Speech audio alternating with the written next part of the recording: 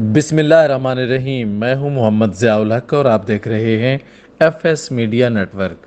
خبر شامل کرتے ہیں مظفر آباد سے۔ Senior member board of investment Azad Jammu Kashmir Chaudhry Pervez Ahmed Warraich نے قوم اور امت مسلمہ کو نئے اسلامی سال کے آغاز پر مبارکباد دی ہے۔ ان کا کہنا تھا کہ دعا گو ہوں کہ نیا ہجری سال ملک کے لیے امن، خوشحالی اور استحکام کا باعث بنے۔ میری دعا ہے کہ نیا اسلامی سال مقبوضہ جموں کشمیر اور فلسطین کی آزادی کا سال ہو۔ ان کا کہنا تھا کہ محرم حضرت امام حسین علیہ السلام اور ان کے ساتھیوں کی قربانی کی یاد تازہ کرتا ہے۔ انہوں نے کہا کہ ہمیں اپنے اندر حق و باطل میں تفریق اور دین کی صحیح تعلیمات کے متعلق شعور پیدا کرنا ہوگا۔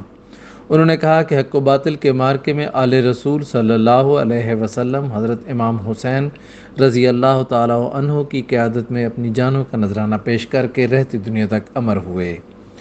آئیں ہم سب عہد کریں کہ ہم اپنے پیارے نبی محمد صلی اللہ علیہ وآلہ وسلم اور آپ صلی اللہ علیہ وآلہ وسلم کے صحابہ کرام کی طرف سے قائم کردہ اعلیٰ صفات کی تقلید کرنے کی کوشش کریں گے۔